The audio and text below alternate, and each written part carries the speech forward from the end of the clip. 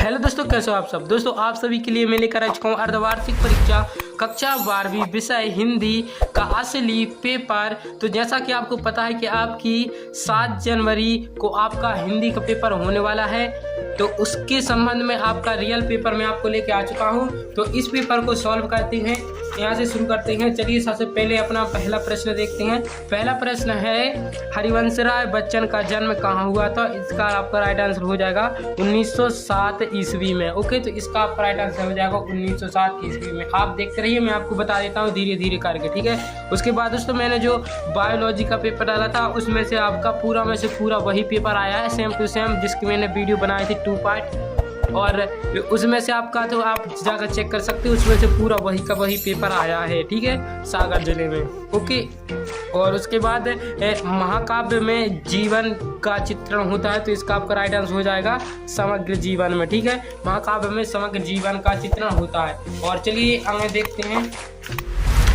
तो यहाँ पर आप आगे देख सकते हो, अगला जो क्वेश्चन आता है अपना, अगला क्या आता है,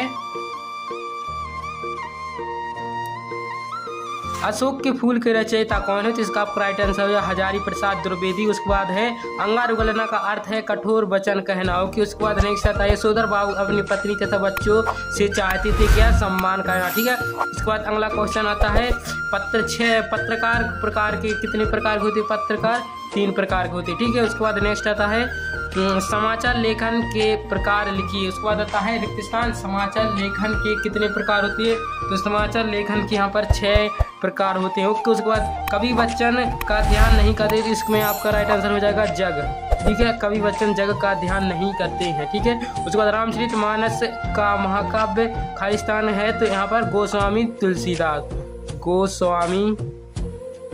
तुलसीदास, ठीक है, तुलसीदास, ठीक है। इसमें आपका आ जाएगा गोस्वामी तुलसीदास। ओके, चलिए नेक्स्ट आगे देखते हैं।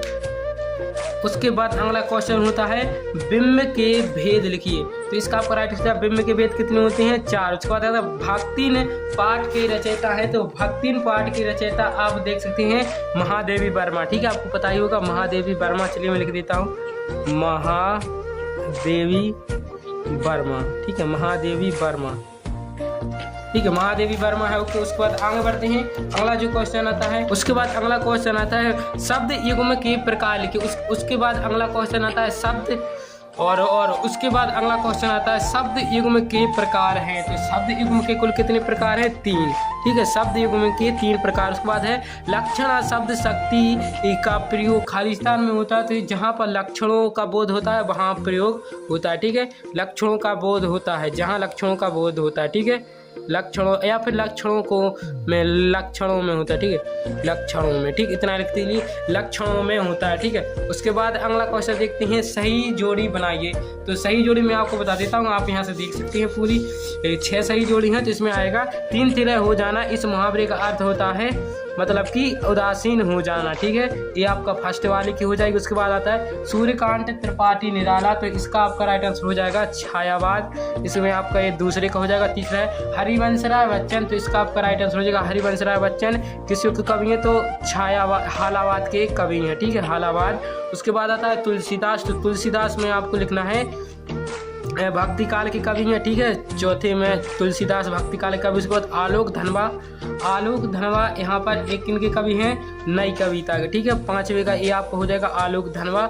उसके बाद आपका अगला आता है आँख मूंद लेने का अर्थ है अनदेखा करना, ठीक है, आँख मूंद लेने का अर्थ है अनदेखा करना। तो ये आपको हो जाएगा, आप स्क्रीनशॉट करके एक बार अच्छे से पढ़ सकते हैं।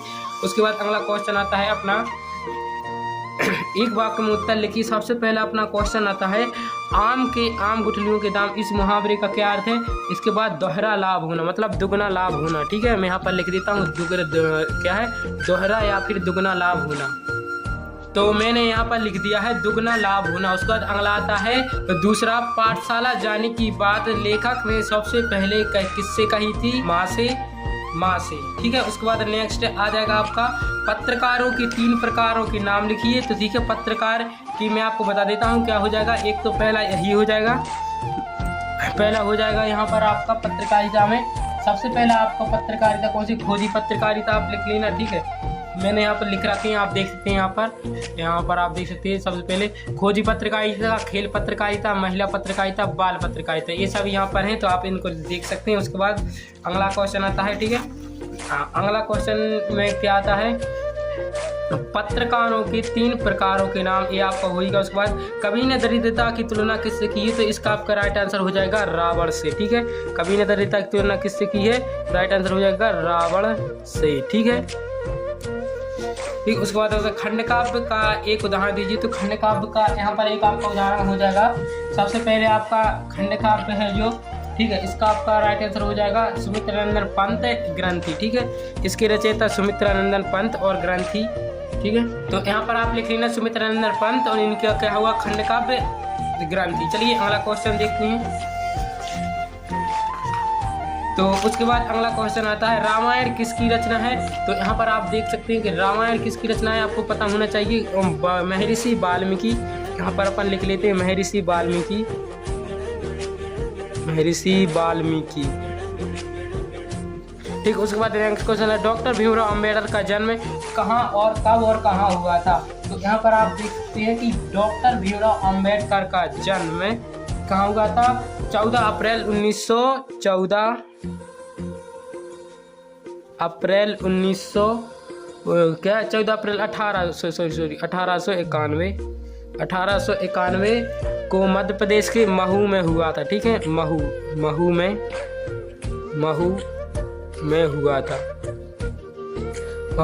हुआ था, ठीक है, महू में हुआ था। उसके बाद आता है सत्य और असत्य। गुरुत्वाकर्षण तकनीकी शब्द है, तो ये आपका सत्य हो जाएगा।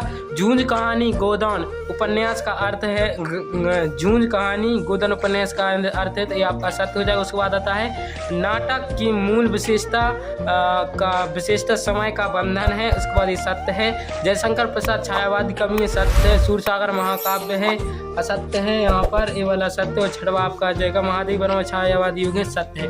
तो ये आपके कुछ सत्य और असत्य, 4 सत्य और 2 असत्य हो जाएंगे, ठीक है। उसके बाद आगे के क्वेश्चन है जितने भी, उसको अपन अगले पार्ट में कवर करेंगे। यहाँ पर ये आपका पूरा पेपर कवर हो चुका है, ठीक है। यहाँ पर ये पूरा पेपर है, आप देख सकते हैं, पूरा ज्यों का त्यों है। तो इसके बाद आगे दोस्तों, अब आपको क्या करना है, सबसे ज़्यादा महत्वपूर्ण काम, इस चैनल पर नहीं हो तो सब्सक्राइब कर लेना, नेक्स्ट पार्ट नहीं तो मिस कर जाओगे। सच बता रहा हूँ, लिटरली 100% रियल पेपर है, खोल के आग लगा दोगे पेपर, ठीक है। चलिए चैनल को सब्सक्राइब करें, लाइक करके जाना। Thanks for watching, bye.